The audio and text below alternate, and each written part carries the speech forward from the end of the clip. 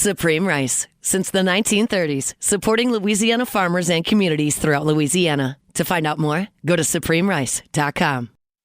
Live at lunch. You are looking live. Live at lunch. Live at lunch with Ott and Hanny on 104.5 ESPN, Baton Rouge. What the hell's going on out here? Now, here's Jimmy Ott and Charles Hannegriff. Yeah, for some reason or another, you sound a little taller on radio. Is it live? Is it live? Is it live? Is it live? Is it live? From Sammy's Grill on Highland Road, welcome to the Thursday edition of Live at Lunch, 104.5 ESPN Baton Rouge. Charles Hannegriff, Jimmy Ott. Jordan Kinch back in the studio. Glad that you're with us today. Dwayne Colucci with us from Las Vegas today. Matt Euman's with us from Las Vegas today. Jimmy, good morning. Good morning, sir. Yeah. I got a question for you here as we get started. Paul Skenes wins the Cy Young last night. No surprise, and he was the unanimous choice. He had the best 30 ERA. for 30, huh? Yeah. It's hard to do. Led the majors in ERA, 197, 216 strikeouts in 187 and a third innings. The record was 10-10 because the Pirates can't score. But the question I have for you is this: what do you think the chances are that Paul Skenes will become the most accomplished LSU professional athlete in the big three sports ever? Who's the most? Shaq? Well, so that's where I was going to go. LSU has three men's players in the Pro Basketball Hall of Fame: Bob Pettit, Shaq, and Pete Maravich. They have 6 in the Pro Football Hall of Fame: Steve Van Buren, Y.E. Tittle, Jimmy Taylor, Johnny Robinson, Alan Faneca, and Kevin Mawai. I would say out of that group of 10 players, all Hall of Famers, probably O'Neal with the 4 championships. Although How many all NBAs did Pettit make? How many all NBA? He was an MVP. Okay, well, yeah. How many of those? Bob Pettit made, who is 92 years old, by the way, and looks fantastic. I saw him not terribly long ago. He was a 10-time All-NBA first-team selection. Bam. A How two-time many Shaq? a two-time MVP. How many titles? 2. One. One title, One. and 2 MVPs, and one title in 1958. Right. Shaquille had 1 MVP as well, and Okay. four titles. Okay, but how many? So 1 MVP, you said? 1 MVP. So Pettit's got 2. How many All NBA first team? He was an 8-time NBA All First Team and 2-time Second Team. I think we'd agree that both of them had That's pretty damn close. So Pettit's got him on first team All NBA. by 2. He's got him on MVP. By 1. And Shaq's got more titles. And Shaq's got more titles, and Shaq made more All-Star teams, if that means something to you. By 4, he played a little bit longer than Pettit did. The All NBAs mean. That's okay. 5. Right. That's your top 5 or your era. I mean, Pettit won 2 scoring championships and 1 rebounding title. Shaq led the league in scoring twice. So those numbers are very comparable. I guess what I'm getting at is if Skenes stays healthy, it's not unreasonable to think that this guy could put up 4, 5 Cy Youngs. I mean, you never know what the future could hold, but he's 23 years old, and he's already at the very top. I mean, he went literally from AAA to the top of the game in 2 months. He's Dwight Gooden. He's the first to win Rookie of the Year. Rookie of the Year and Cy Young in his first 2 years. Yeah. I mean, and Dwight Gooden is one of the, we know he got a little distracted, but, we both remember when he came aboard, and he was all that, man.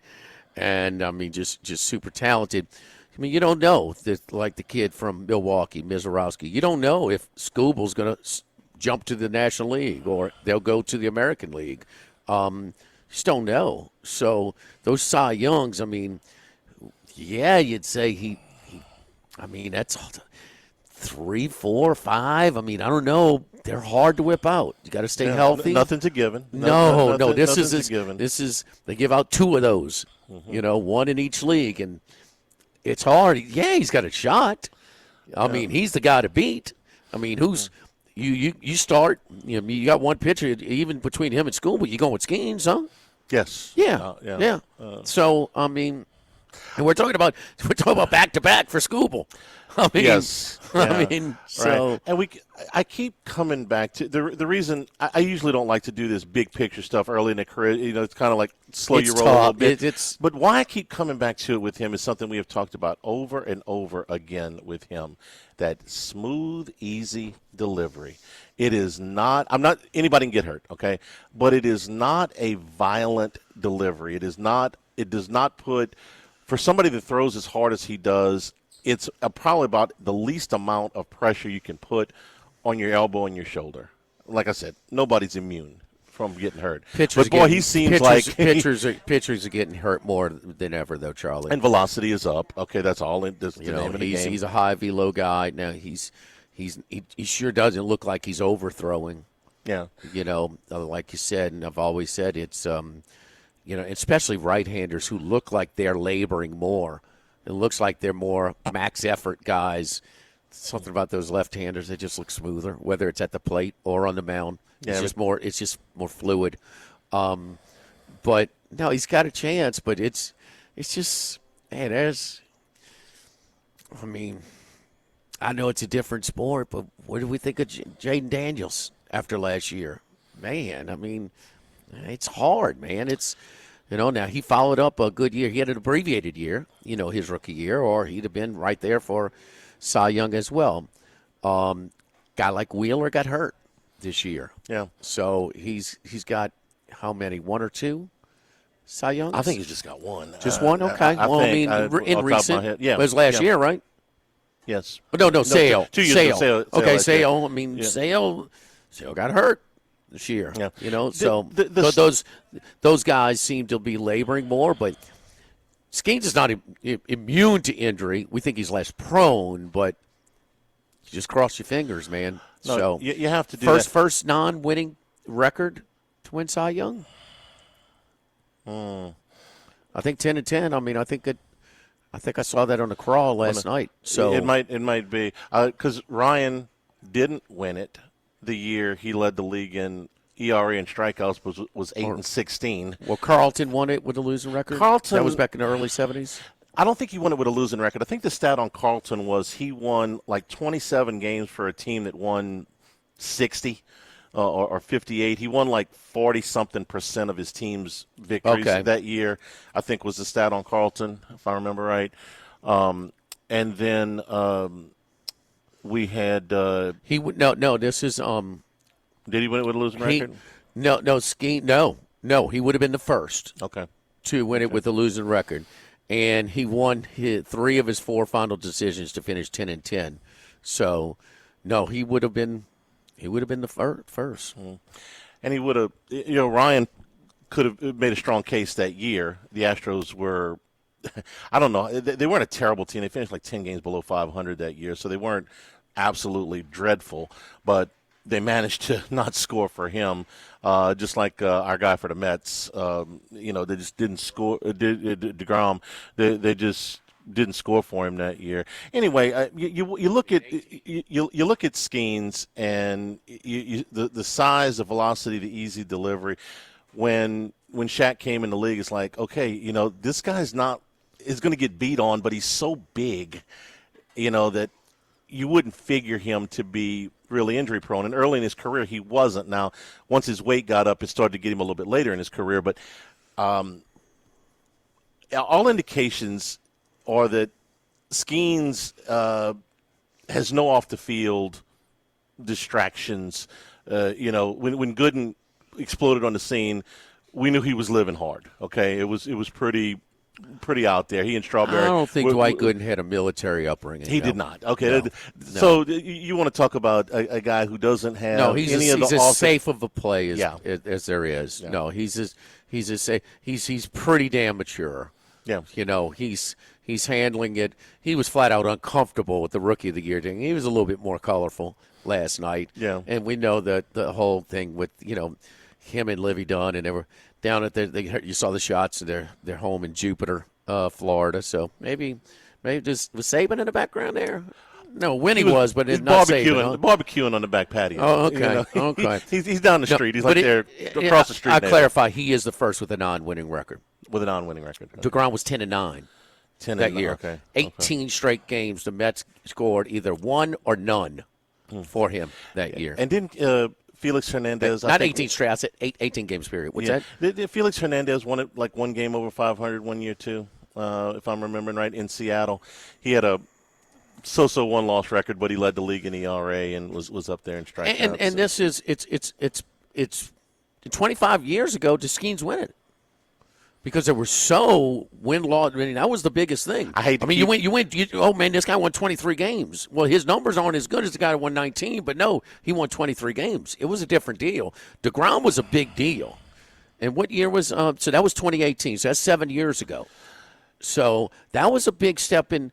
The advanced stats are more than just. I mean, what more can the guy do? I mean, then DeGrom actually, that was when the pitchers still hitting, and he had like in those games, he had like half the RBIs.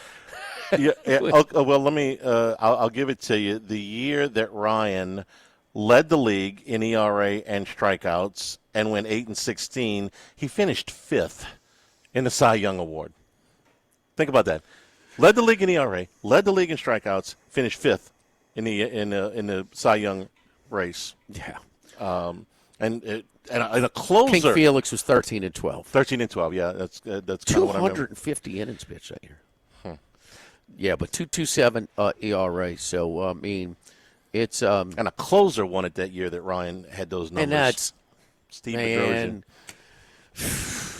I got a big problem with because I mean, there's just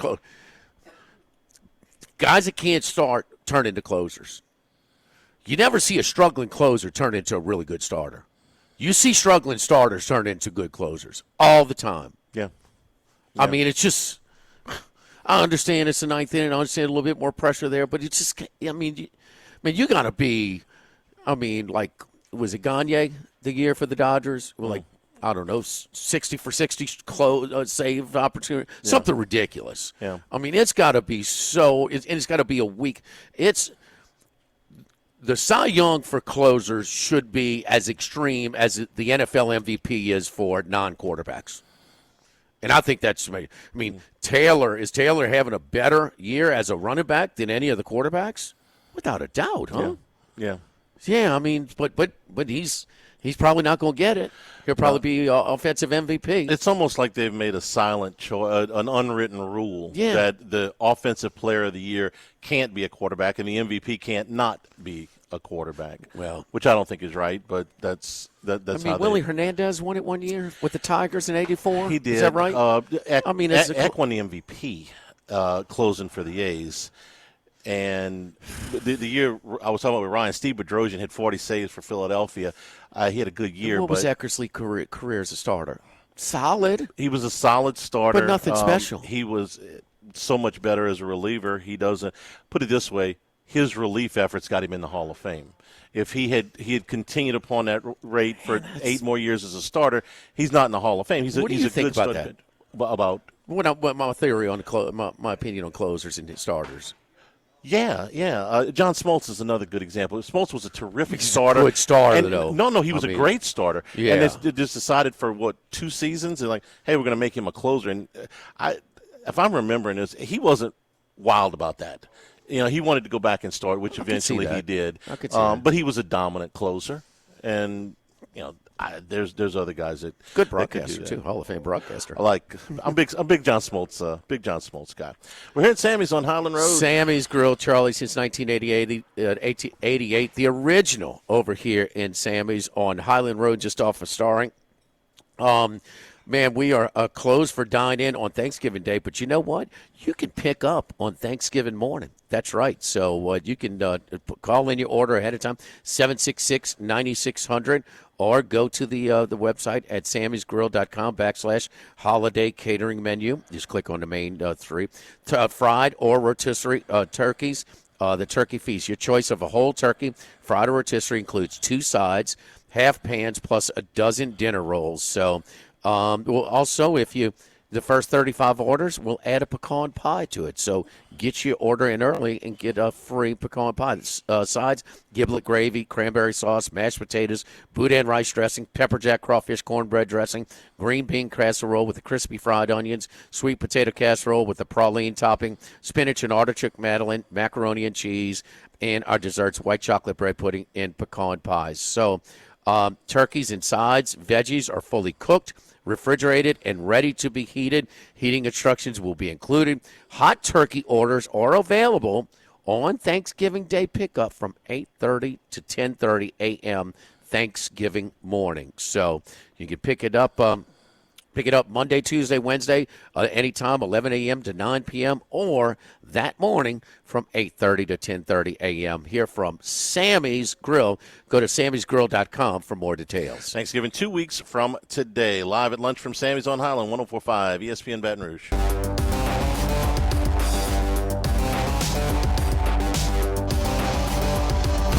Live at lunch with Ott and Hanny. Live from Sammy's Grill on Highland Road on 104.5 ESPN Baton Rouge. Remember, you can always get the show on demand, 1045ESPN.com, LouisianaSports.net. New Hannycast is also available right now on YouTube Film Study. Brought to you by Supreme Rice and SupremeRice.com, supporting our Louisiana farmers since the 1930s. Also, I got a little shout-out today down the Cajun Dome, the quarterfinals of state playoffs tonight. Parkview in there, U-High, Dunham, and St. Michael's in the quarterfinals. Our good friend Jamie LeBlanc and company going down there with St. Michael tonight. So good luck to them in the state quarterfinals of the volleyball tournament. I got a question for you with all of these the games in the Southeastern Conference. I think there's obviously it's really compelling matchups. Texas and Georgia and Florida and Ole Miss for different reasons. But the one, Oklahoma and Alabama, Oklahoma, as much as Oklahoma can, in my mind, it's kind of flown under the radar, especially when Tier went out for that short period of time. But, Jimmy, if they beat Alabama in Tuscaloosa on Saturday, are they going to make the playoffs?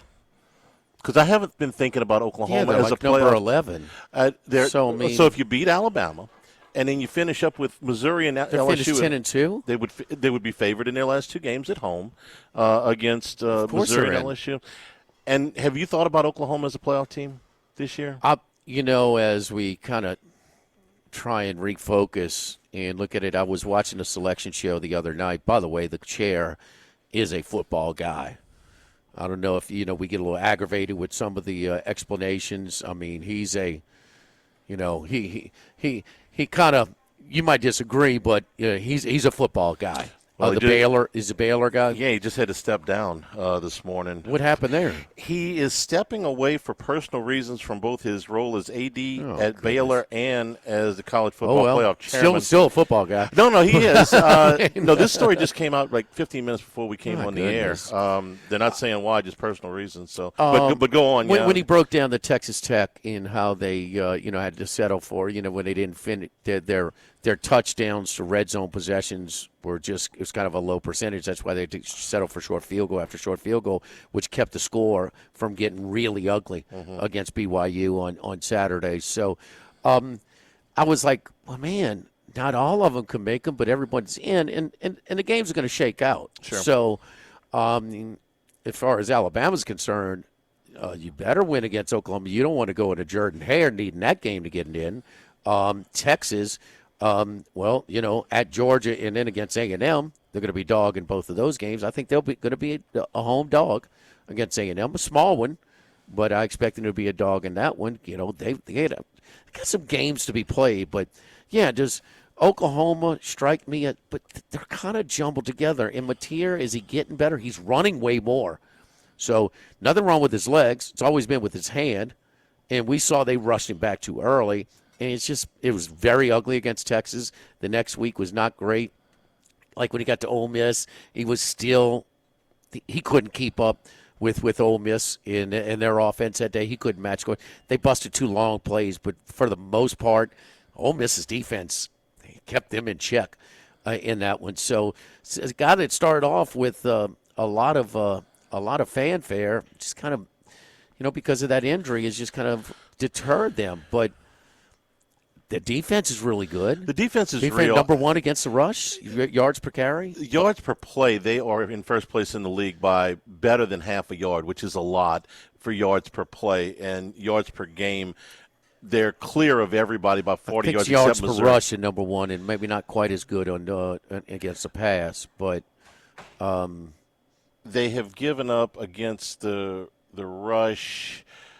I think they're a little bit behind Texas, but not much in rushing defense. No yards per rush. Yeah, I mean, you can't control who's running the ball against you and who's throwing the ball. It's like 8/100ths of a yard per rush that they're behind Texas. So essentially a wash in yards per rush. Yards per rush defense? Yeah.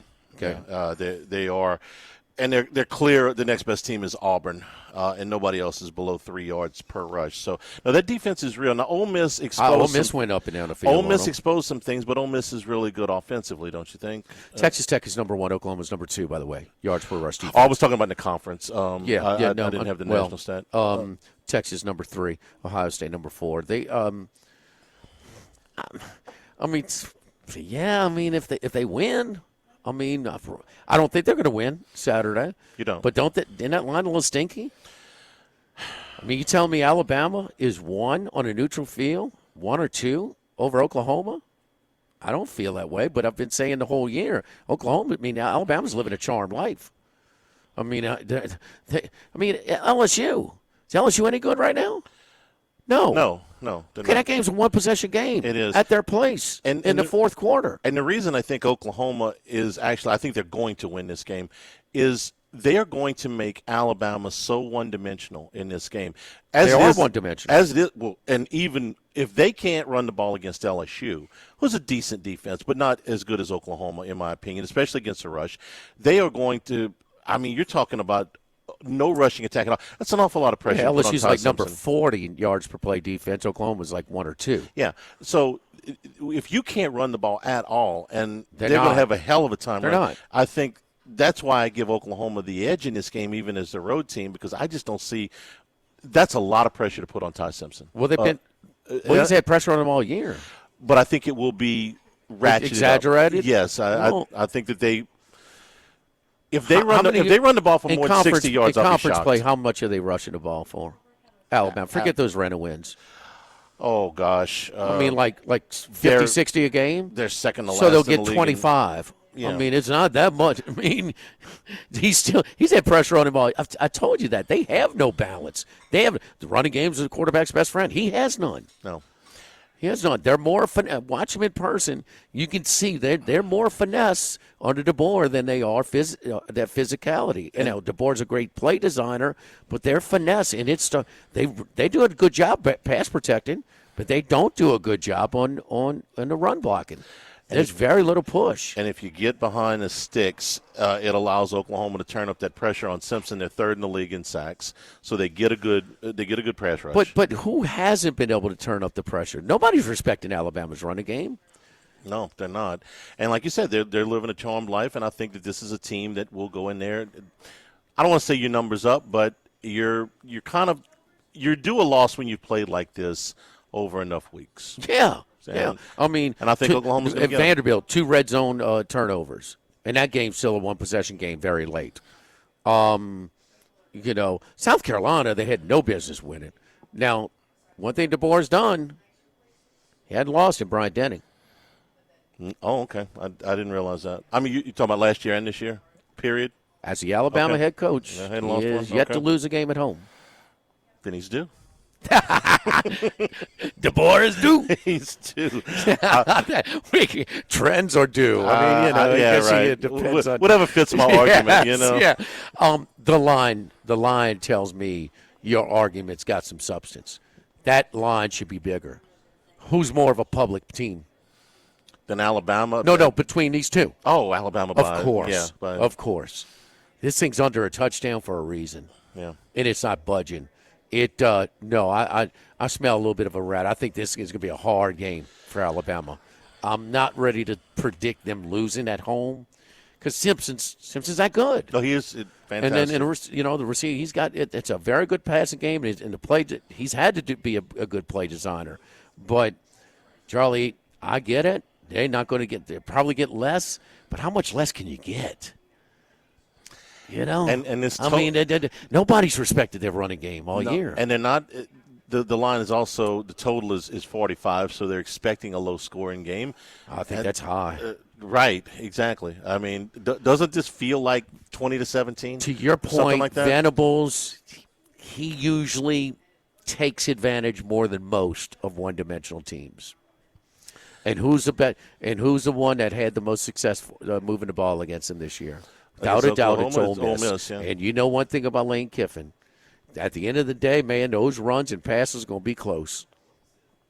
He is, we always think about his play design in getting these guys devising plays and sequencing plays where that guy's blocking, and we just see the guy wide open vertically. Mm-hmm. Well, he didn't get there because they're going to run the ball. He's going to run his quarterback some. He is very, very balanced. He gets that, and that's what it took too. And another thing was he had his guard up. They were not going to steal their plays, their signals. Yeah, they were not going to do it.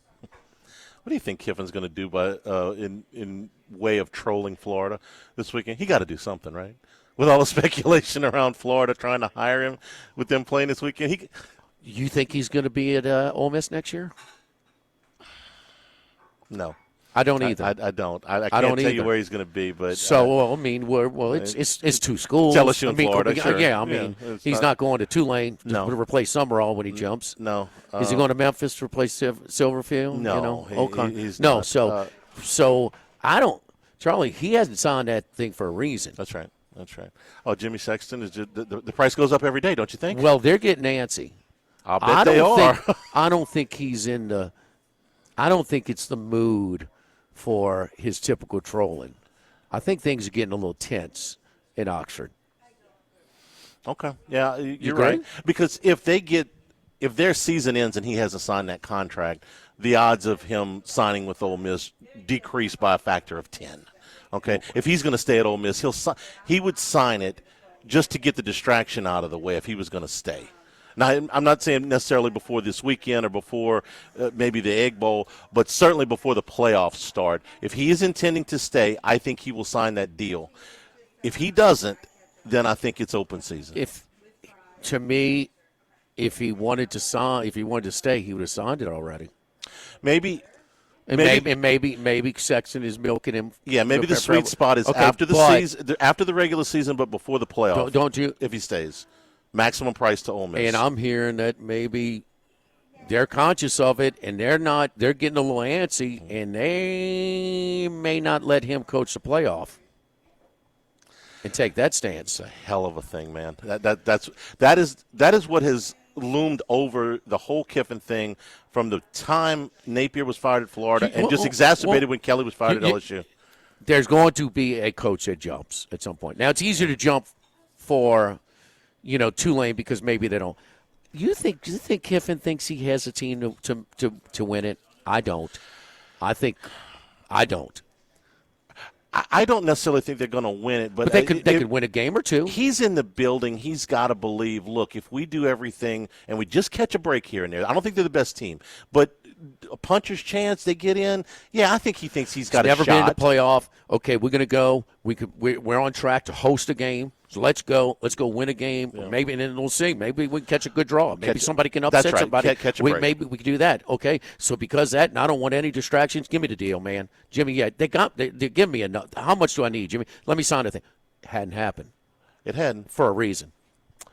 the price continues to go up. Charlie said, mark it down. Charlie said Kiffin's not going to be there next year. That's what he said. Just love it how everything's got to be on paper, right? Throw the blue book No, it's a away. yes or no. Yeah, and yeah. I say yes too. Okay. I say you think he won't? He won't be there. Correct. Yeah. Okay. We both agree. We We're agree on that. it's the theme of this show. It's the tone. It was symbiotic. It's, just two peas in a pod. We finish each other's sentences. Maybe maybe he'll like wear a tie with a tin of orange in it or something. It would just be just like him to do something like that. What's the ex-wife, the mother of his children? Layla Layla gonna have half red and blue and half blue and orange? I don't know. She went to Florida, didn't she? She's an alum. Her father was a quarterback there, John Reeves, who played for the Tampa. We did this a few weeks ago. Tampa Bay Bandits. Right, that's right. Who played 2 years. So she was born in Florida. She's an alum of Florida. Yes. Now, if she went to the game in like an orange dress, now that would be funny. She might be. I don't know. Doing the gator chomp in her orange dress? I don't think it's the mood. I don't think it's the time this year. Too soon. Yeah, okay. No, I know when's he been short of trolling? This week. Fair enough. You heard anything out of him? No, but it's only Thursday. Don't forget our friends at Legacy Title. Chad Reynolds at Legacy Title for all of your real estate closings, 296-0060. Full-service title company servicing all of South Louisiana. Our great team at Legacy Title, Ashley Donald, Mariana Haynes, Adrian Galata, Michael Platt, Natalie, and Bradford Smith. Buying, building, refinancing, nobody chooses but you. Choose Chad Reynolds at Legacy Title, 296-0060. Colucci gave us the Detroit Lions last week. We'll get his NFL pick this week and also a couple of hockey picks when we return. Live at Sammy's on Highland Road, live at lunch, 104.5, ESPN Baton Rouge. All right, let's go out to Las Vegas. Our man, Dwayne Colucci. Colucci time. So, Dwayne, how you doing today? I'm doing okay, Mr. Odd. How about yourself? Doing good. Let's get to it. I mean, Lions last week, rocking chair for your NFL pick. Let's get right to that. Who's your best pick in the NFL this week? Well, this is a tough week, I'll be honest with you, Jimmy. I mean, I'm scouring and, definitely try to do my due diligence. I mean, you got some weird teams, Texans 6.5. The Titans are terrible, but that's an astronomically big number. And, I was all over the Eagles, too. I had put out a video on my Twitter, social media, just how Green Bay is just sort of a phony team in my impression. Well, now I think that everybody they're starting, Jimmy, to ride an emotional wave with the Bears. So I'm going to take the Vikings this week. I'll be honest with you. I think the Vikings at home, -3. McCarthy, second week now, getting back acclimated. I mean, they didn't play. He didn't play a great game last week, and they didn't play all that horrible. I think there's definitely room for improvement. And I think you're starting to see a lot of overvalue now on the Bears. People are starting to, put their whole stock and barrel into these Bears, who are 6-3 now, and look impressive. Caleb has done some excellent things on the field. But, this is a division rivalry. You're traveling on the road. 3, is the base value of a home field advantage. And, I think Minnesota is undervalued here. I think they're going to perform a little better than perceived this week. So I'm going to take a flyer on the Vikings. I think they might be the right side this week. I tell you what, Chicago, number 1 in the NFL in turnover margin, plus 1.6 a game. That is phenomenal. 0.7 ahead of Tampa Bay, who's number 2. I mean, that's so the luck meter has certainly been on Chicago's side. So, and it started off with sort of the unlucky meter last year. Remember the Washington Hail Mary? Remember the Thanksgiving Day? Yeah. Now a lot of that was self-induced as well, but they had some tough luck against them this year. But not even close to turnover margin. Number 1 out of the 32 NFL teams. To the ice. Let's look at this real quick. 10 games on the ice today. Who you like tonight? Yeah, it's some really, really nice games, I'll be honest with you. I hate to do it, but I'm kind of leaning towards the Dallas Stars tonight against my Montreal Canadiens. Let me tell you something, Jimmy. I followed Canadians diehard. They just looked in disarray against the Kings. Now, don't get me wrong. The Kings have beat them 9 in a row now. That's 9 in a row, one of the highest streaks in the NHL for a head-on matchup. But what I was seeing was Martin St. Louis was tinkering lines. He can't make the right decision with the goaltending. Definitely, Jacob Dobich has to be between the pipes. I don't understand. Keep throwing Montembeault out there, and his confidence is definitely rattled. He's talking about social media, how he had to shut down his accounts. That Montreal fan base could be brutal, Jimmy Ott. So let me tell you something, Dallas, they might be coming in, 10-4-2. They're a solid team. And, you get Jake Ottinger between the pipes. Yeah, Montreal will have Dobich tonight. But, Slavkovsky, St. Louis was riding him. Demidov looked a little lost on the first line. And you know what's incredible to me, Jimmy? When you have the best team in the Eastern Conference, you're 10-3 going into the last game, and you start mixing and matching lines like it's not good enough. This is a very, very young core team, the Montreal Canadiens. You can't start screwing with chemistry and with their mindset. I think St. Louis is doing a terrible job as the head coach. He needs to let the flow come. You're going to lose games occasionally, especially at the Montreal Forum, where every single team in the NHL gets up for you in that situation. So I'm looking at Dallas tonight. I think we're seeing even money on that. Canadians are minus 120 at the Rampart in the South Point. You could shop around, probably get maybe a plus, but I'm not seeing any out there. I think 120 is the highest line that we have on the Canadians. So I'm definitely looking at the Dallas Stars. New York Islanders are playing some good hockey. Yeah, go ahead, Jim. I'm sorry, yeah, Dallas Star. But both teams 10-4 on the season. Battle between Dallas and Montreal. We're looking at a local book here at the Queen DraftKings outlet is minus 102 right now at Dallas. Coaching and who's their Stanley Cup winning goaltender. The Islanders, a young, fabulous team coached by Patrick Roy. I think Ilya Sorokin will shut them down tonight. We're going to take a big plus on this one, probably get about a 165, 170, maybe even more on the New York Islanders coming into the Fortress. We're going to take a shot with the Islanders and that big plus. So we got two star-studded matchups with the Stars and Canadians and the Golden Knights and the Islanders. Two dogs in this situation. Let's fire it up, Jimmy. We've been okay with this hockey so far. All right, the Islanders plus 160 and Dallas right at even money. Your two picks in the NHL. I would assume for the game tonight, Patriots, big winning streak.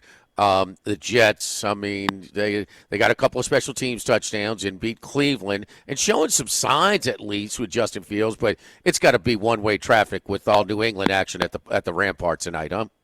Yeah, it's funny how, Drake May is now the darling of the NFL, and you saw this game. We opened it at 10.5, Jimmy, and now it's up to 13 at the Rampart in South Point. It's all sorts of one-way money. And, rightfully so. I mean, the Patriots are playing some good football, and the Jets are just, the Jets. Well, what do you expect? I mean, Justin Fields, he's not the answer. Everybody knows that. Breece Hall has been playing very well. A couple of special teams touchdowns, like you said, have helped them along, stay out of the winless column, basically. But, definitely you're going to see a lot of one-way traffic in a game like this. But let's not forget what happened to Buffalo. I mean, let's keep that in mind. Buffalo, totally, they left it, in the locker room against Miami, and that was a similar interdivisional rival. We're seeing a ticket count of almost 2.5 to 1 on the Patriots, naturally. The money is about 4 to 1. Here at the Rampart in South Point. 13, it's a big, big number, but the Patriots are definitely capable, especially at Foxborough. They're a dangerous team right now in the AFC. They've actually, we talked about how the Colts are just so fabulous and playing so well, but the Patriots now have surpassed them. Drake May is a fabulous talent. Diggs starts getting it going. Keep your eye on the status of him, though. He took a big hit on that onside kick at the end of the game last week. And, he looked a little rattled, but I think he'll be good to go. Garrett Wilson, he's out. It's so tough to pick the Jets in this situation. Right. Fields and Hall, he running the ball, definitely running for their lives in this situation, Jim. Dwayne, before we let you go, the big ones on Sunday, Seahawks and Rams battle of 8-2 teams. A big one in the AFC West, Kansas City at Denver, and then Sunday night, Detroit and Philadelphia. Even action on these three, high-profile games Sunday in the NFL? Yeah, check it out right now. You got the Rams -3, but the ticket count is, slightly in favor of the Rams, almost 2-1 now. So keep that in mind. That's all Okay. parlays and teasers. We did open that game at 2.5. It got to the key number of 3. Not everybody is sold on Sam Darnold just yet. So we're going to see a lot of Ram money, I anticipate here. They have a great offensive attack. Stafford really looks good. So, keep your eye on the Rams. They're a major, major contender. Only a couple of losses, and one was that debacle against Philly. So keep that in mind. Broncos and Chiefs, excellent, excellent matchup here. The Broncos are playing over their head. I don't think that Bo Nix is, an 8-2 quarterback, but he is, believe it or not. They often start slow, so I would look at the Chiefs in the first half here to get off to a quick start, Jimmy. They definitely are a slow starting team. 4 across the board. We opened it at 4. We're sitting at 4. Money is almost even. Slight ticket count advantage on the Chiefs. And then we got the big one, the Eagles and the Lions on Sunday night. We opened this one at 1.5, and now we are sitting at 2.5. The Eagles naturally getting bet up, but the ticket count is even on this game. Money is slightly in favor now of the Lions because we took a lot of parlays and teasers. But the initial sharp reaction was to pound the Eagles at that 1.5 line. The Eagles are dangerous as long as it stays under 3.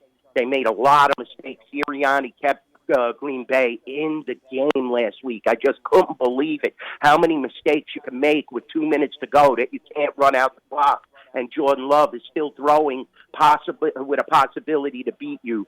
Sirianni better rectify this. A.J. Brown's not happy, but yet they're still the best team in the NFC. It's amazing.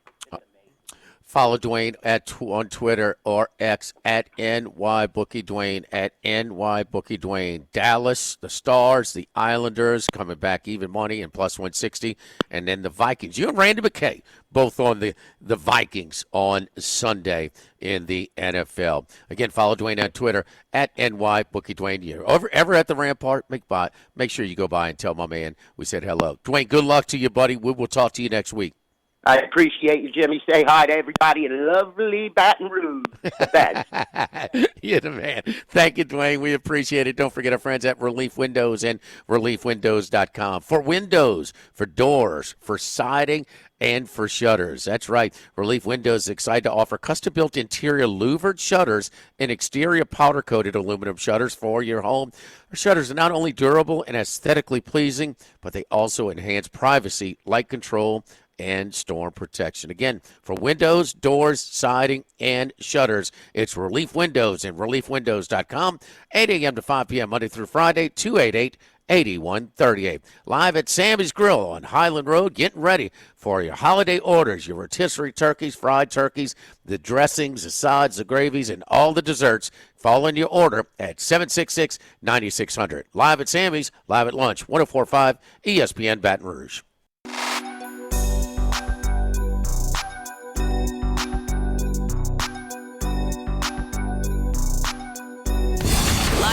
With Ott and Hanny, live from Sammy's Grill on Highland Road on 104.5 ESPN, Baton Rouge.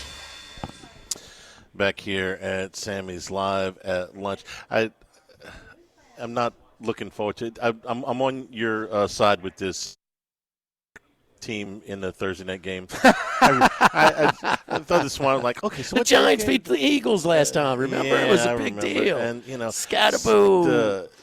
I got to watch the Jets tonight, and the college games on Thursday nights have just been awful. Jets have been way more entertaining lately. The last two games have been really entertaining. You're right. I mean, maybe I should. There's some life with Fields, and listen, now you can't count on. They had two special teams touchdowns, to beat Cleveland this past week, but they're a lot more entertaining when they went to, was it London or Berlin?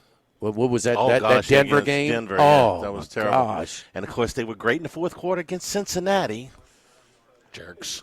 Max can bitch, not you. Okay, Well. Max, you complaining about Tennessee and Arizona? Yeah, well, you too. It hurt you too, Hour number 2 straight ahead from Sammy's on Highland, 104.5 ESPN Baton Rouge.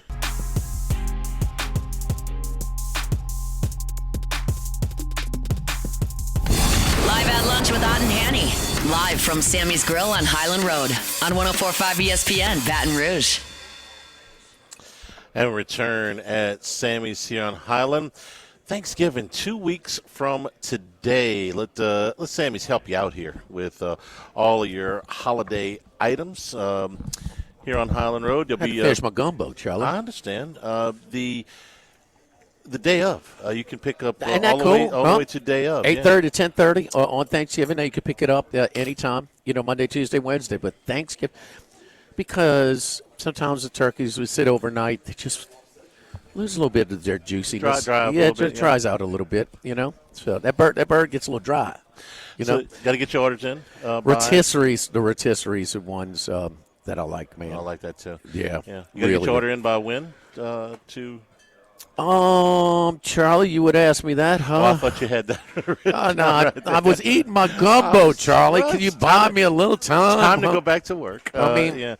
Okay, it's part of a before Thanksgiving. Yes, Charlie. We'll get it. You can't order it the day of. You have to order it 48 hours in advance. Okay. No matter when you want to pick it up, Okay. just need to be 48 hours in advance. All right, so Monday through Wednesday. You want it Tuesday, get it in by Sunday, Charlie. Got it. You want it Wednesday, get it in by Monday, Charlie. Got it. Okay. Time to watch the lines. 766-9600 or sammysgrill.com. So Something happened the last couple of weeks that I didn't think was possible at the beginning of the season. Arch Manning has thrown for over 300 yards in the last 2 games. He's thrown 6 touchdown passes, 1 interception. Texas has won both of those games, and it has not been blaring on every show of every national platform. The Vandy game, they were too. Now he hadn't thrown the ball 300 yards. They ran it after he got it. Well, all that counts. But yeah, that little guy, the 75-yarder from the very beginning, the first play of the game. Well, they doing that. They running that a lot. That's their bread and butter. That's their Josh Reed 2003. So you're telling me that the 10 because yards, if he gets blocking, my man can go. The 10 yards per attempt is not all air yards, right? No, that's okay. That's okay. But give Sarkisian credit. That's where he is with them right now because more than half of the yards, the passing yardage against Vanderbilt was completed at the line of scrimmage or behind. And that's okay. Just get him in some rhythm. I mean, that's where he is. He is, who's the two biggest stars of that recruiting class? Well, actually, they were not the same one because Arch redshirted. But first-year starters this year, the most highly recruited, Manning and Underwood, huh? Yes. Okay. And both of them are just they're human. They're first-year starters, and there's some growing pains, and they're having to go through the growing pains that most quarterbacks. Very very few quarterbacks as that freshman or sophomore, that first-year starter, just hit it rolling. So it was fair to expect that he would not be great right out of the chute, but that he would be better in November than he was in September, and I think he is. I'll fair? agree with that. Okay, but I think the offense is, and most offenses are. Right. Their running game's still not terrific. It's not great. And it's limited. Does it seem like the offensive line has gotten a little bit better? I mean, it was so bad early. That is better too. Dude, I mean, they're not elite offensive line, but better. Hey, tell me an LSU team that their offensive line wasn't better in November than in September. That was a good team. Most are. Oh, yeah. I mean, it takes time. There's a congruency. I mean, it's not just the left guard is great, but the others are no. It's a unit. If you keep and it they intact, have to operate as a unit. Yeah, if you don't have injuries and you don't have to shuffle people around and you get it intact, yes, theoretically you absolutely should be better. And so they're what do you put more emphasis on? The first 3 quarters, 34-6 against Vanderbilt, because nobody's beating the tar out of Vanderbilt like that. No, nobody. Or they got their damn hands on the ball in a 1-score game with less than a minute to go. I think it is fair to say, and I watched that game, that Texas got complacent in that game. The sense of urgency obviously was tuned up for Vanderbilt, and I didn't think at 34-6 that there was any way that Vanderbilt could win the game. No. You come back and you make it look a little bit more respectable, but actually get your hands on the ball with a chance to win it. No, I didn't think. No, that's more than just respectable. That's absolutely no. They came way further back. So I imagine that Texas let up a little bit. I mean, you blow the coverage. How do you? I mean, The 4th and 19 was the one that got me from the 1 yard line. I mean, that's where you should put the game to bed right there. Okay, but are they playing a base defense right there? No, of course they aren't. They just got beat over the top for a 75-yarder. So, I mean, they want to make them use something. They're not going to get beat again over the top. Well, they played stupid soft because the guy made like 4 moves before he got past with the ball, and there was just nobody there. But Pavia, I mean, he made some good throws along the way too. But when you blow that coverage and get beat deep in a prevent situation like they were, that's inexcusable. And who was the guy that beat him deep? That's their best receiver, Stowers. I mean, how do you lose him? So that's just really – so they right when you think here they come, they do some things like that. So both of it, they beat the Tar. Clark Lee said after that game, I'm disappointed because this is the first time we didn't play with that chip on our shoulder. Well, damn, that's a tough 22 days, isn't it? It's a very tough 22 days. For a program like that. They've never been through that type of emotion and stage and all of that. Yeah, and they were all 60-minute games. Yes. All of them were 60-minute games. Yes. This game, along with the A&M game, was going to be the benchmark for how far Arch Manning had come because he started at the toughest place. Went to the shoe to open up, okay? Wasn't a great game. It was a close game, but it wasn't a great game. It wasn't all that fluid. But they get out of that, and he gets better. So this is sort of, you're going to go to Athens, Georgia. This is the litmus test for him. How far have you come against Ohio State? He was 17 of 30 for 170 yards, a touchdown, and an interception. I think it's fair to say that we're expecting more than that from him on Saturday against Georgia. This may not be a vintage Georgia defense, but they're still Georgia. It's still Athens. Are they still Georgia? Where do you think they are in yards per play defense? In the league? No. Country. In the 136 teams. What did you say, Max? Yards per play defense. You produce a show, so you kind of know. He knows. I would say Georgia is. I think the last time I looked, they were like 7th in the league, so that would put them 7th in the league in yards per play defense. I think, or that might have been rushing defense. I'm gonna take a shot at this and say 30. Yeah, they're just outside the top 30. Yeah, that's not vintage Georgia defense. No, it's not. Okay. No, it's not. It's not terrible, but it's not vintage Georgia defense. So does he have enough to go in there? And has Georgia been living a charm life in Knoxville? In Knoxville, definitely, because the kid makes a 37-yard field goal, they lose. So that's cut and dried. Yeah, a little. Now, Florida, they made a play. Florida, they made a play, and against Ole Miss, they made 3 drives worth of plays. So I'm not going to say that they let charm. They shut Ole Miss down in the fourth quarter. And, okay, what do you put more credence in? Do you put that Ole Miss had 5 long, sustained drives, 5 for 5, long, sustained touchdown drives? Has Georgia ever been given that up? Ever. Their worst team ever.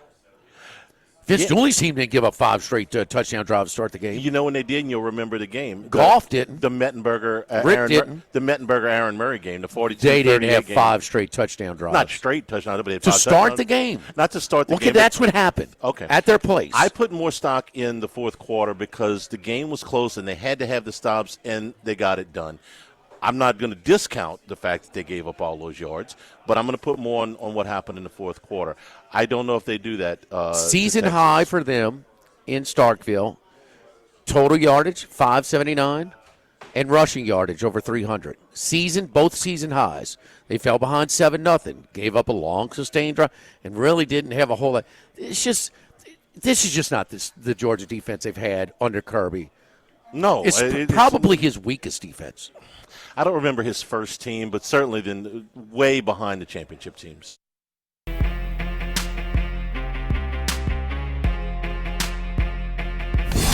at lunch with Ott and Hanny. Live from Sammy's Grill on Highland Road on 104.5 ESPN, Baton Rouge.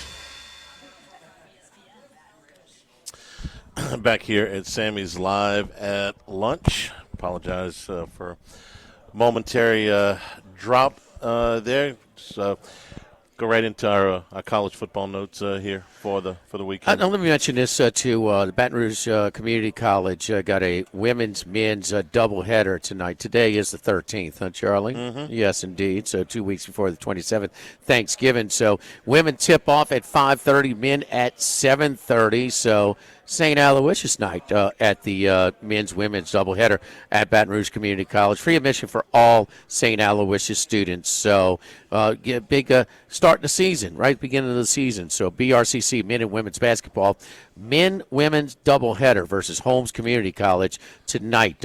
Women tip at 5:30, men at 7:30. So again, all St. Aloysius students, faculty, and staff admitted in free for tonight. Jimmy, I'd like to give a shout out to the St. Aloysius 6th grade men's boys team. They performed at halftime at the LSU basketball game on Monday, and it was a very enthralling, very, very thrilling back and forth game. Who'd they play? They play each other. They each other. Who'd you have, Max? The team that lost. It was a loser. All right, some notes, Charlie. Can I start you off with one? Yeah, go ahead. South Carolina, Texas A&M, there's a ton of Lenore Sellers to the transfer portal chatter. If you were advising him, where would you tell him to go? If he's decided to leave. Marcel Reed's going to pros this year, I think? I thought he doesn't have another year? He's got another year, yeah. I ain't going there. If it were me, I think I'd send him to USC. Lincoln Riley's put, 4 quarterbacks in the first round in the last 6 years? Yeah, look, Maeva was not a good-looking thrower before he got in Riley's system. He's improved right? His numbers are pretty damn good. Now, some of them are padded. He's kind of getting passed up a little bit in some of the yards per attempt and some of the others. Yeah, I'm just assuming that he is going to. You make the most money in Miami, huh? Well, the last two did. And he wouldn't? Yeah. You pay Carson Beck that money? You won't give Sellers that? They would give it to him in a heartbeat. Well, that's the rumor. Is Miami? That's the main one. And I'm saying that on the assumption that Maeva, who is a junior, is going pro. Maybe he doesn't. So I don't know if there's for sure going to be a spot open up there, but that would be under strong consideration if I was making the call for him. Well, I want to ask you, it's not so much a college football note that we break down as much, because I was a little bit separated from the TVs, being on campus in Tuscaloosa this past week. But here we go again, and I made a big deal of it last year. But when you have these 14, 16, 17, 18 team conferences, man, you can have the schedule differential could be so much different. Like Rutgers didn't play Michigan, Ohio State, Penn State, or Oregon last year. They played 3 of them this year. Yeah.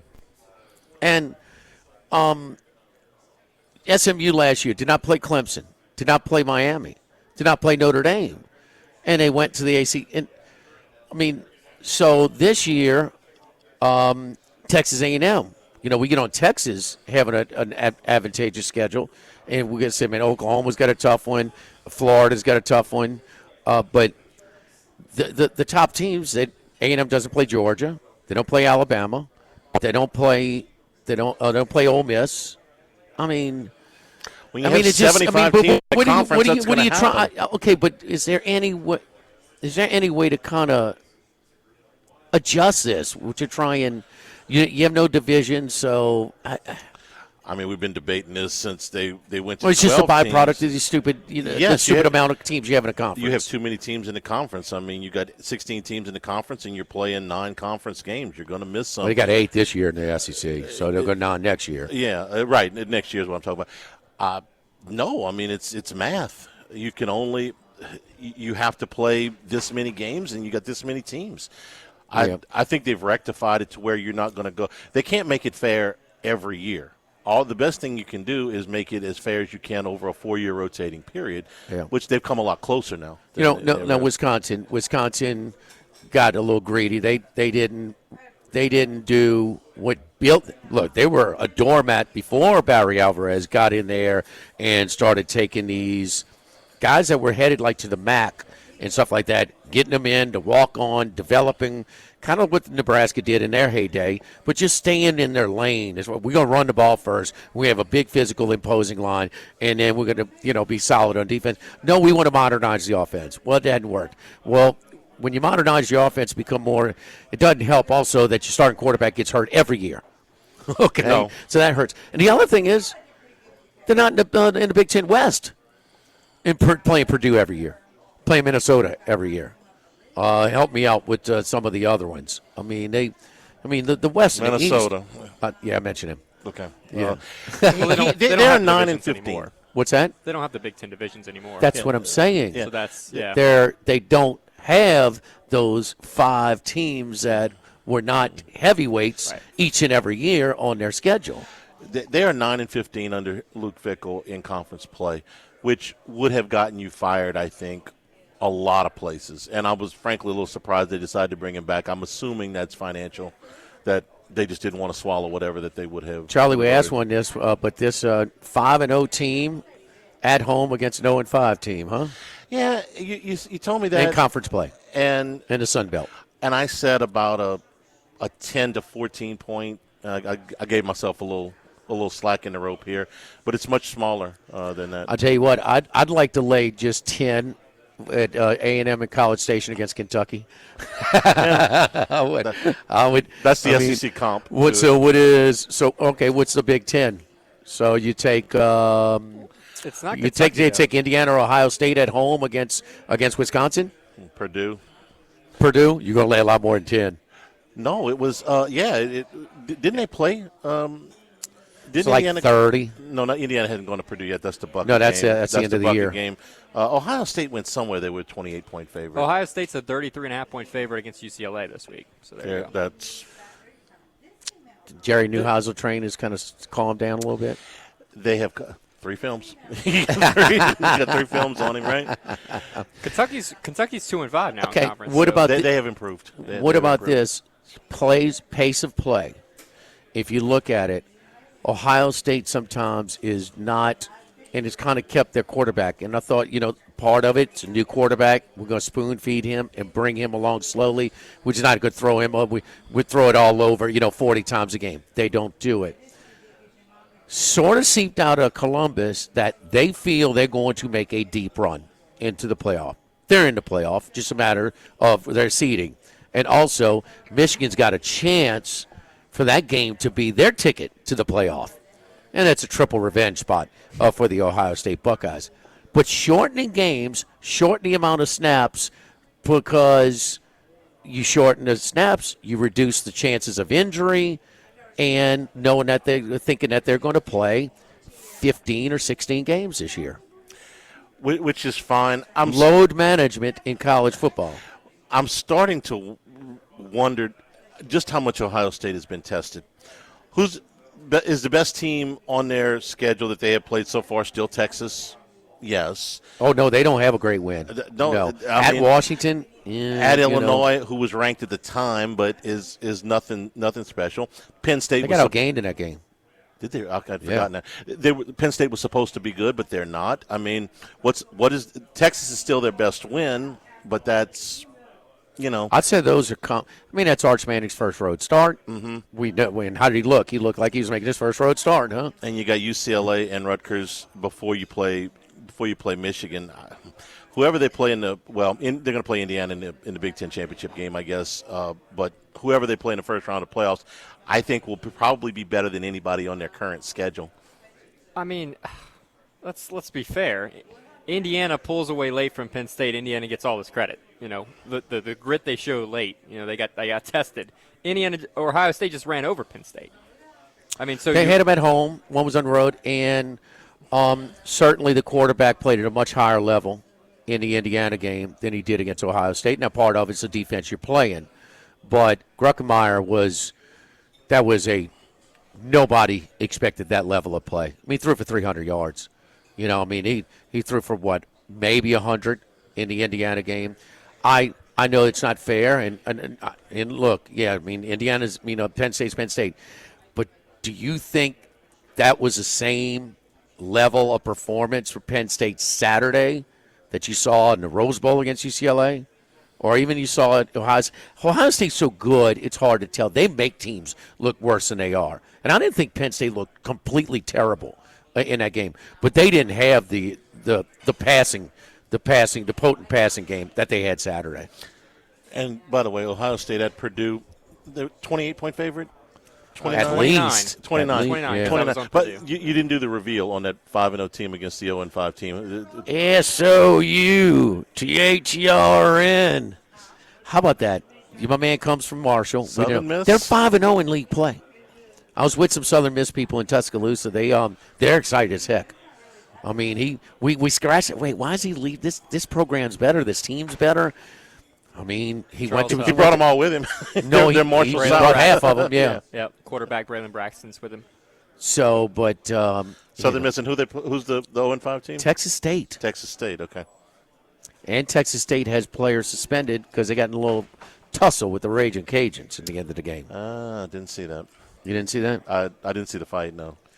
Southern Miss has been disrespected in the market all year. It's like they're taking a while to catch up. Yes, they were 1-11 yes. The odds year. makers are still haven't caught up with their. We got to introduce you to Nugget. Nugget would like you. Ohio State, with all their number one team and deservedly so. So, and their defense is good. So their offense is going to be on the field a lot, right? Mm-hmm.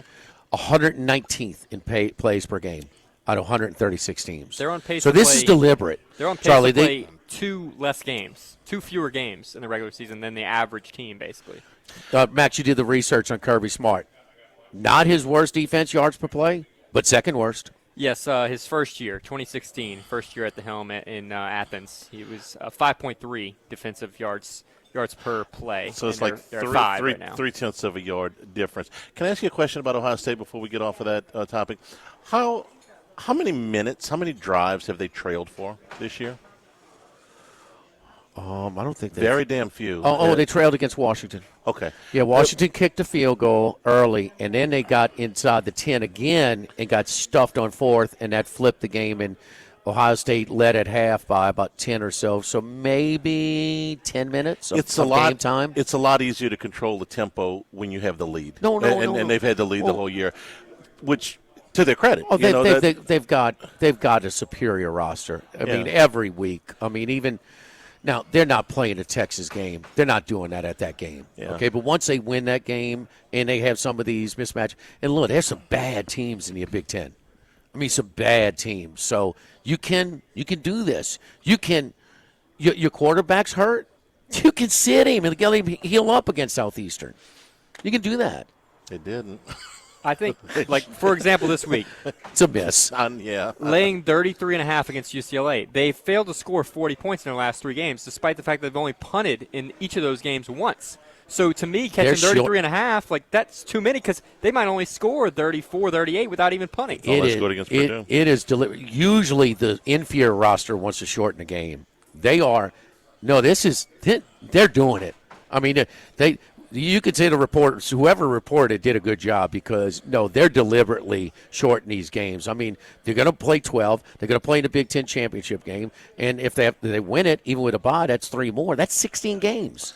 I just think if you look just at their score lines and you didn't watch the games, if you're like, I'm not going to watch Ohio State play Purdue, I don't blame you because it's a blowout, but it's misleading. The score line's misleading. They're essentially winning games like 40, 50 something. But, they just don't have that many Charlie, possessions. real quick, the fastest-paced team in college football, the East Carolina Pirates, got Memphis at home this week in Greenville. 2.5-point favorites, okay? They fired their coach last year. The interim went 5-1. He got it. So he plays fast. I mean, doesn't he have any consideration for the defensive coordinator? I guess not. He was the defensive coordinator. Oh. Who does that? Huh, Charlie? Dave Aranda. Oh, don't forget over here at Sammy's Grill. Holiday orders. Go to sammysgrill.com and click on the holiday catering menu. And again, you can takeout is available even Thanksgiving Day. From 8:30 to 10:30 a.m. Now you can pick it up Monday, Tuesday, or Wednesday for any time from 11 a.m. to 9 p.m. Set up your own time to pick it up. And all we require is that the orders must be placed 48 hours in advance. So call us up at 766-9600 here on Highland Road, or stop on by and when you're coming to eat at Sammy's, but available at both the Highland Road location and the Prairieville location on Old Perkins, just off of Airline Highway. Sammy's Grill for your holiday Thanksgiving orders this Thanksgiving. Live at Sammy's Live at Lunch, 104.5 ESPN Baton Rouge.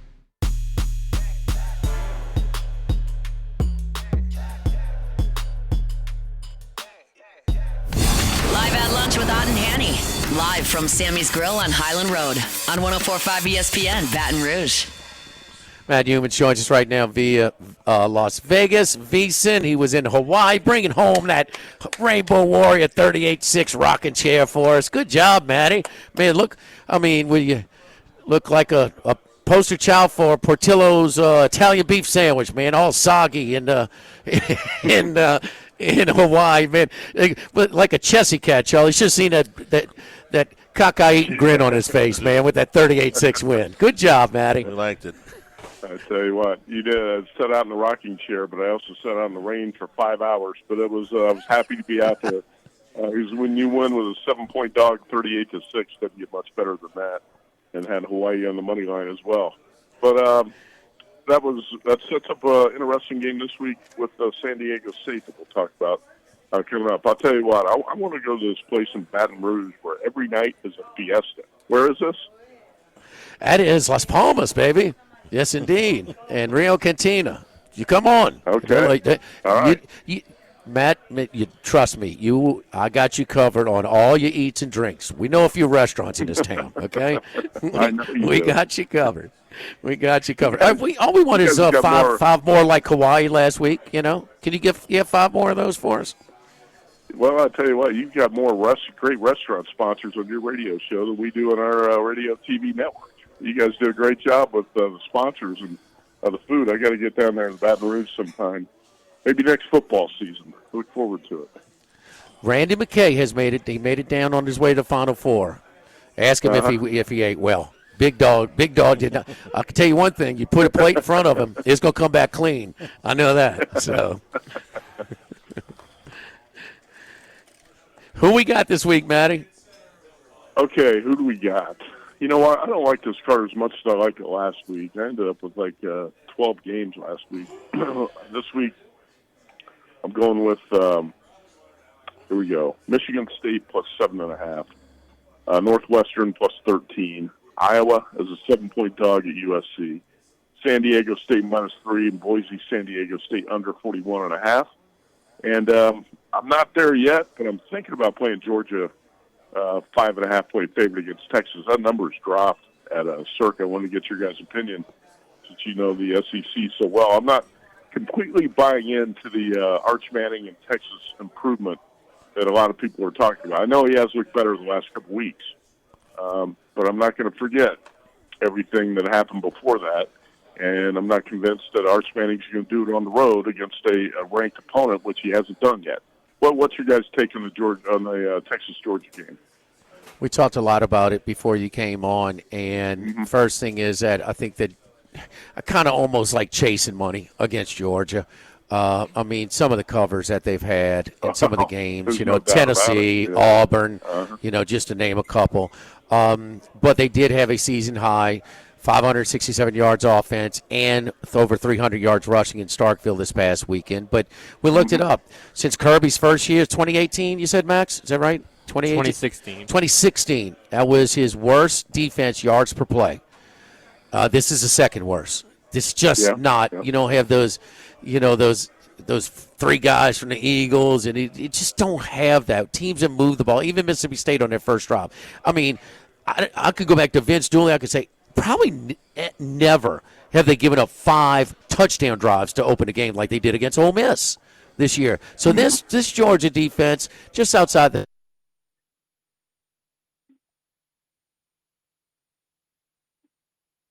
recruit, he might be the first pick in the draft. He might be a great pro, whoever. But right now, he's just kind of another guy as far as a young and a first-year starting quarterback. And he's going through some of those pains. And give Sarkisian credit, a lot, especially against Vandy, a lot of short stuff to try and get him in rhythm, a lot of yards per catch, yards after catch, rather. Over half of his yardage, the passes were at the line or behind the line of scrimmage. So Georgia is vulnerable. It's the SEC. We've never seen this low of a ceiling. I don't think the SEC has a national championship contender. Maybe A&M. And that's the only one. But some of these teams, and all the depth is gone. It's football. You lose players, and they went to immediate playing time other places because this is far from Georgia's their roster in this run under Kirby. The Alabama far. I mean, Alabama is a one-score game. LSU's not any good. And, I mean, so Alabama is beatable. There's a lot of beatable, good teams, but far from great. And this is about venue for me. Texas should have lost to Kentucky, should have lost to Mississippi State on the road, did lose to a bad Florida team on the road. And Kirby is almost unbeatable between the bushes, okay? They lost to Alabama, which is a one-score game. They've won the rest of them. Now, they're not blowing people out the way they have in their heyday, but if this game was anywhere else, I'd give Texas a pretty good shot. I don't think they win in Athens, and I don't think they cover in Athens. Paul Stone could be barking like a dog. He's going to the game. He's going to see his alma mater play between the hedges on Saturday night. Okay. So, he's going. He was. Well, he said we got his travel itinerary. Paul Stone's the type of guy going to get. He's going to drink too much. He's going to start a bunch of fights with Georgia fans. You know Paul Stone. Any man that flies Spirit as much as he does, I mean, he could be a little ornery. So, anyway. As of now, Jimmy, it was kind of a tie, 5.0 yards per play last year as well, but it was actually slightly worse last year as well. Really? So last year That's and this a year shocker. are pretty comparable in terms of yards per play defense. But if you round it, it makes it about Maybe a tougher schedule last year? Those road games? You'd have to weigh that in, but they weren't all that great last year. This has been a bit of a trend. I feel like. They put it on that game in Austin. That looked like more of a Kirby team, but we hadn't seen that. So it's just, I don't know. It's just kind of play the games. I mean, both of these. You tell me, Matt. That Alabama's number 4 in the country at home against Oklahoma. Banged up or damaged goods, whatever you want to think about Mateer right now. He hadn't been the same. He's getting a little better, maybe so, but 6 at home? I mean, doesn't that stink a little bit? I think both these lines stink a little bit. I understand what you're saying about Georgia, too, because I think Bulldogs have been lucky in some of these games. The SEC officiating crew and replay crew have given them every call, and some of these covers have been ridiculous for Georgia. But, again, that's like Charlie said, this is a Georgia team that had a 33-game home win streak before they lost to Alabama. That's one loss in 6 years. And now you're talking about a 5.5-point favorite against Arch Manning-led offense that hasn't done diddly on the road, really, this season. And when I look at the Alabama number, I think it's cheap, too. And, in fact, I think I know you know Adam Phillips. We call him Sooner Adam. And he's a diehard Oklahoma football guy, and he can't figure out why this line is so cheap this week. He thinks Alabama should be definitely a bigger favorite. He doesn't like it. He doesn't like the Sooners going in here. I said, I tend to agree with you, but obviously somebody out there thinks differently because that number's been dropping in the market. I don't know, what do you do, Jimmy? Do you money line parlay Georgia, Alabama? You're just playing separately here. I might do a maybe little bit so. of both. I think the prices are cheap on both these home favorites, just a little cheap. As my son reminded me while I was grilling at his, and he was kicking the garbage all over his apartment in Tuscaloosa last week. And DeBoer has not lost in Tuscaloosa just yet. But so he has it, but they have no running game. They're in the triple digits at a 136 in yards per attempt rush. And one of the best rush defenses in the country in Oklahoma. And so that's even going to be more extreme. In Venables, whether he's stealing signs or not, he'll take advantage. He took advantage of Alabama last year being a one-dimensional team. Just Milroe with his. No, he's going to beat we going to make him beat me with his arm. And there's no way they should have beat Alabama's team last year. This Alabama team is okay. They're okay. They're on this win streak. It's just not as strong. I mean, they got two red zone turnovers for Vanderbilt at home. I mean, South Carolina, they had no business winning that game. I mean, so it's just, just not your typical Alabama team. I mean, he's on what, a 7-game winning streak, never lost at home? He's one slip away from them putting a for sale sign in his yard in Tuscaloosa. So, no, you're right. I kept thinking the same thing. I thought if the board took another loss or two that Kurt Signetti was going back to Tuscaloosa. I was waiting for that to happen and didn't quite get there. But he makes some good points about Alabama. This team's been a little bit. Georgia and Alabama have both been lucky in some of these games. So, yeah, I'm not that overconfident in these home favorites. That's for sure. Matt. And last year in that game in Norman, I thought Jalen Milroe was awful. But you said it. Brent Venables did a great job with the D in that game last year. Hey, Matt, I'm on Michigan State as well. I brought it up a few weeks ago, but they did make the change. They went to Milivojevic, my favorite backdoor quarterback in those backdoor covers against Nebraska, Indiana, and Michigan. But he threw for over 300 yards in an overtime loss, over 11 yards per attempt. I didn't get a chance to see much of that Minnesota game. Did you? Well, you didn't miss much. It was ugly. I did watch it. I watched the replay actually. Alessio Milivojevic, like you said, 311 yards passing. They had a season high 467 yards. I thought the offense looked a lot better.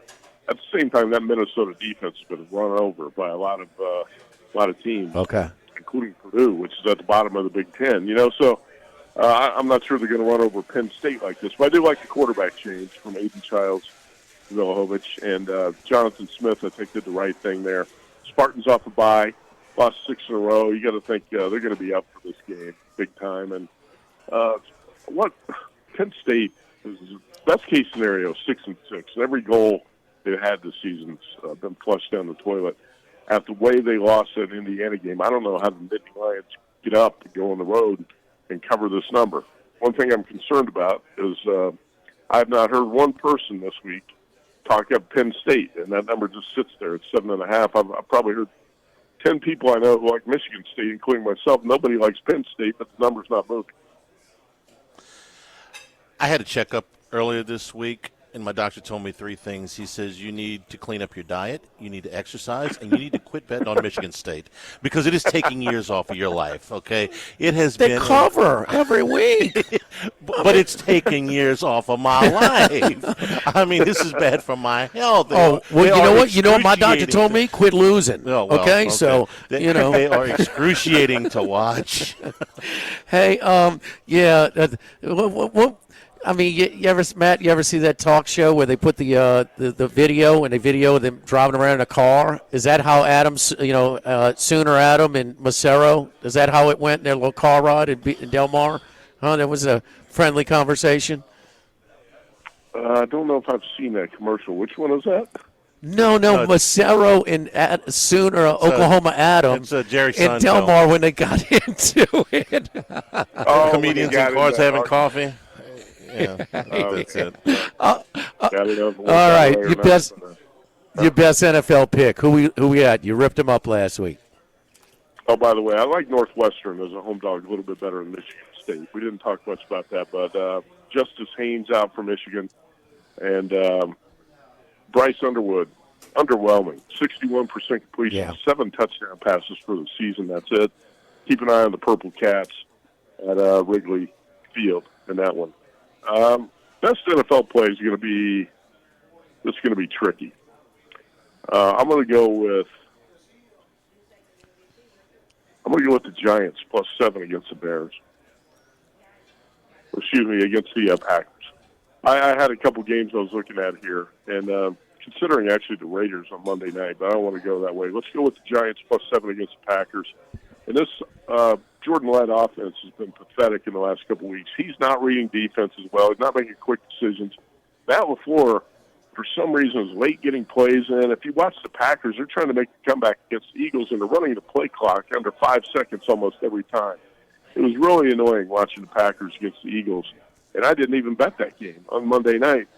I just think Jordan Love's a little bit off right now, and I like the quarterback switch here to Jameis Winston. I think this team's going to be energized with Winston. He gives them definitely more of a downfield passing threat, and when I watched Giants-Bears last week, Giants should have won that game at Soldier Field. 20-10, they got the Bears backed up, and they found another way to lose. But the Giants are not that bad. Their defensive front seven is getting after opposing quarterbacks. I like to get after Jordan Love here and make this a tight game. I like the 7-point home dog in that Packers-Giants game. 3 times this year, the Packer defense has allowed 16 points or fewer. They've lost all 3 of those games. And they tried. They brought Matthew Golden, used a high pick on him, and he has been invisible. Peyton Manning lost a lot of those when he was career. 20 points or less, under 20 points, he's 89-0 in the NFL. Wow. Yeah, really? 89. Yeah, 89-0. Not Jordan Love. No. Every good Peyton Manning stat, Jimmy knows it. He loves the guy. Don't get me started. Loves him. The purple Cats would have covered last week for us too, Matty, if Lincoln Riley we didn't have to back up quarterback the same number as the punter, huh? I mean, there's Bush League. Sometimes you cheat and get away with it. Michigan went 15-0 doing it, so you get rewarded for cheating sometimes. Nice. Hey, on the way out of here, I'm going to tell you guys, I bet Alabama money line against Purdue in college hoops tonight. I think this Purdue defense has got some problems right now, and this is the wrong opponent to face on the road in Tuscaloosa, so I do like Alabama tonight. Oh, that'll be better than watching the Jets. All right, Matt, good luck to you, buddy, man. We appreciate it. We'll talk to you next week. Okay, you bet. Thanks. All right, don't forget our friends over here at Sammy's. Again, Sammy's on Highland Road, but also the Prairieville location. Again, get your Thanksgiving Day orders in now. Place your order at 766-9600 here or in Perkins at 402-0606. Catering orders must be placed 48 hours in advance. The turkeys, the sides, the pans, the desserts, you do it all. We could do rotisserie or fried. Really, really great stuff over here from Sammy's for this Thanksgiving. Live at Sammy's on Highland, live at Lunch 104.5, ESPN Baton Rouge.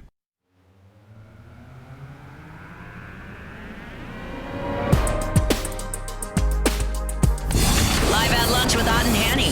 Live from Sammy's Grill on Highland Road on 104.5 ESPN Baton Rouge. Back here at Sammy's live at lunch. You got an opinion on the Thursday night game? Jets just under 2-touchdown underdog. That's a tough one, man. You got to lay 13 points in a divisional game? No, I'm not. But I'm not taking the Jets. I mean, but you could take the Jets and Justin Fields. The best thing I heard. He's playing better. Yeah, no, he is. Best thing I heard was go watch Purdue, Alabama. I'm gonna, what time they tip? 7. Okay. Is Fields playing better? He had like 50-something passing yards last week, and they just happened to win. They happen to win, but they when they cut it to one possession game, he drove them down for the game-winning field goal. So no, he's playing better. Yes. 6 o'clock for Purdue. Tomorrow we start at 10 o'clock from Rufino's. Stay tuned for Hunt 104.5 ESPN Baton Rouge.